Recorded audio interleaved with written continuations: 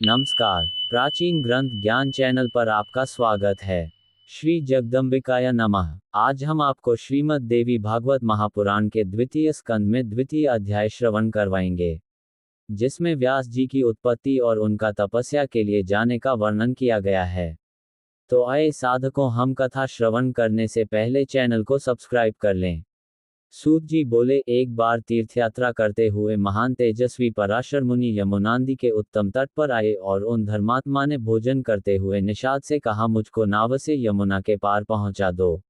मुनि का वचन सुनकर यमुना के तट पर भोजन करते हुए उस निषाद ने अपनी सुंदर युवा पुत्री मत्स्यगंधा से कहा, हे सुंदर मुस्कान वाली पुत्री, तुम इन मुनि को नाव में बैठाकर पार उतार दो, क्योंकि ये धर्मात्मा तपस्वी उस पार जाने के इच्छुक हैं।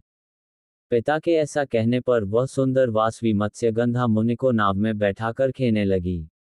यमुनादि के जल पर नाव से चलते समय दैवयोग से प्रारब्धानुसार मुनि पराशर उस सुंदर नेत्रों वाली कन्या को देखकर आसक्त हो गए। प्रस्फुटित यौवन वाली उस कन्या को देखकर उसे प्राप्त करने की इच्छा वाले मुनिराज ने अपनी दाहिनी भुजा से उसकी दाहिनी भुजा का स्पर्श किया।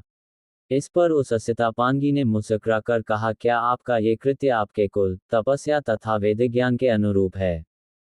हे धर्मज्ञ, आप वशिष्ठ जी के वंशज हैं और कुल तथा शील से युक्त हैं, फिर भी कामदेव से पीड़ित होकर आप क्या करना चाहते हैं? हे ब्राह्मण श्रेष्ठ, इस पृथ्वी पर मनुष्य जन्म दुर्लभ है, उसमें भी ब्राह्मण कुल में जन्म लेना तो मैं विशेष रूप से दुर्लभ मानती हूँ।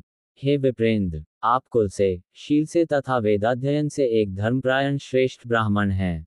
मुझ मत्स्यगंधा को देखकर आप अनाचार युक्त विचार वाले कैसे हो गए?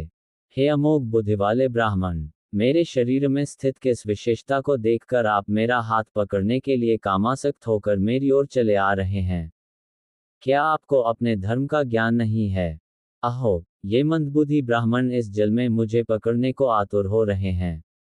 मेरा स्पर्श करके कामबाण से आहत इनका मन व्याकुल हो उठा है। इस समय कोई भी इन्हें रोकने में समर्थ नहीं है। ऐसा सोचकर उस निषाद कन्या ने महामुनि पराशर से कहा, हे महाभाग, आप धैर्य धारण करें, मैं अभी आपको उस पार ले चलती हूँ।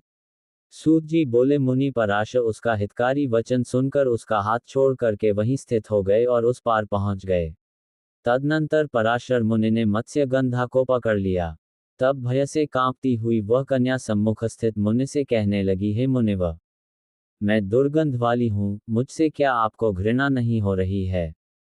समान रूप वालों के बीच ही परस्पर संबंध आनंददायक होता है। मत्स्यगंधा के ऐसा कहते ही पराशर मुनि ने क्षण मात्र में अपने तपोबल से उस भामिनी कन्या को सुमुखी, रूपवती तथा योजनगंधा बना दिया। उसे कस्तूरी की सुगंधि वाली मनोहर स्त्री बनाकर कामातुर मुनिराज ने अपने दाहिने हाथ से उसे पकड़ लिया। तब सत्यवती नाम वाली उस सुंदरी ने संयोग की कामना वाले मुनि से कहा, हे मुने, तट पर स्थित मेरे पिता तथा सभी लोग यहाँ हमें देख रहे हैं। हे मुनि श्रेष्ठ, ये भीषण पशुवत व्यवहार मुझे अच्छा नहीं लगता। जब तक रात नहीं हो जाती, तब तक प्रतीक्षा कीजिए। मनुष्य के लिए काम संसर्ग रात में ही विहित है, दिन में नहीं। दिन में संसर्ग करने से महान दोष होता है और बहुत से लोग उसे देख भी लेते हैं। हे महाबुद्धे, अब आपकी जैसी इच्छा हो वैसा करें, लोकनिंदा अत्यंत कष्टकर होती है। सत्यवती का कहा गया युक्ति संगत वचन सुनकर उदार बुद्धि वाले पराशर मुनि ने अपने पुण्य बल से तत्क्षण कोहरा उत्पन्न कर दिया।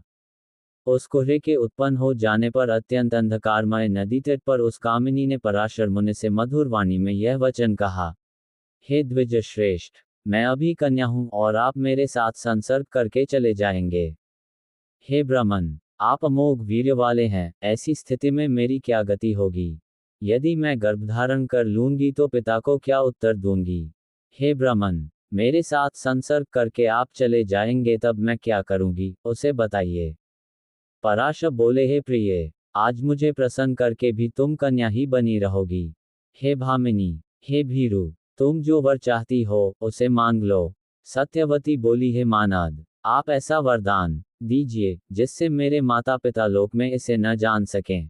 साथ ही हे विप्रवर, आप ऐसा करें जिससे मेरा कन्याव्रत नष्ट न हो और जो पुत्र उत्पन्न हो वह आप ही के समान अपूर्व ओजस्वी हो, मेरी यह सुगंध सदा बनी रहे और मेरा यौवन नित नूतन बना रहे। पराशर बोले, हे सुंदरी, सुनो, तुम्हारा पुत्र पवित्र तथा भगवान विष्णु के अंश से अवतीर्ण होगा। हे सुंदरी, वह तीनों लोकों में विख्यात होगा। मैं तुम्हारे ऊपर किसी कारण विशेष से ही कामासक्त हुआ हूँ। हे सुमुखी, मुझे ऐसा मोह पूर्व में कभी नहीं हुआ। अप्सराओं के रूप को देखकर भी मैं सदा धैर्य धारण किए रहा। दैवयोग से ही तुम्हें देखकर मैं इस प्रकार काम के वशीभूत हुआ हूँ।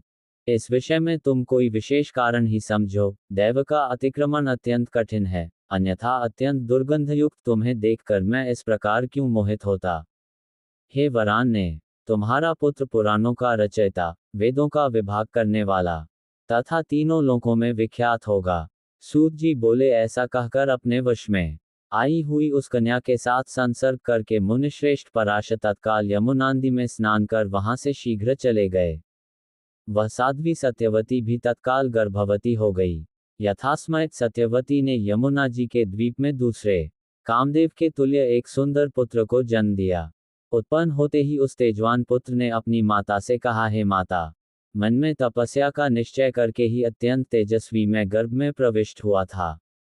हे महाभागे, अब आप अपनी इच्छानुसार कहीं भी चली जाएं और मैं भी यहाँ से तप करने के लिए जा रहा हूँ। हे माता, आपके स्मरण करने पर मैं अवश्य ही दर्शन दूंगा। हे माता, जब कोई उत्तम कार्य आ पड़े तब आप मेरा स्मरण कीजिएगा, मैं शीघ्र ही उपस्थित हो जाऊंगा। हे भामिनी, आपका कल्याण हो, अब मैं चलूंगा। आप चिंता छोड़कर सुखपूर्वक रहिए। ऐसा कहकर व्यास जी चले गए और वह सत्यवती भी अपने पिता के पास चली गई। सत्यवती ने बालक को यमुना द्वीप में जन्म दिया था, अतः वह बालक द्वैपायन नाम से विख्यात हुआ। विष्णु भगवान के अंशावतार होने के कारण वह बालक उत्पन्न होते ही शीघ्र बड़ा हो गया तथा अनेक तीर्थों में स्नान करता हुआ उत्तम तप करने इस प्रकार पराशर मुनि के द्वारा सत्यवती के गर्भ से द्वैपायन उत्पन्न हुए और उन्होंने ही कलि युग को आया जानकर वेदों को अनेक शाखाओं में विभक्त किया। वेदों का विस्तार करने के कारण ही उन मुनि का नाम व्यास पड़ गया। उन्होंने ही विभिन्न पुराण संहिताओं तथा श्रेष्ठ महाभारत की रचना की। उन्होंने ही वेदों के अनेक विभाग करके उसे अपने शिष्यों सुमंतु, जैमिनी, पैल, वैशंपायन, असित, देवल और अपने पुत्र सुखदेव जी को पढ़ाया। सूत जी बोले, हे श्रेष्ठ मुनियों, मैंने ये सब उत्पत्ति का कारण आप लोगों से बता दिया, साथ ही सत्यवती के पुत्र व्यास जी की पवित्र उत्पत्ति का वर्णन कर दिया है। हे श्रेष्ठ मुनिगण, व्यास जी की इस उत्पत्ति के विषय में आप लोगों को संदेह नहीं करना चाहिए।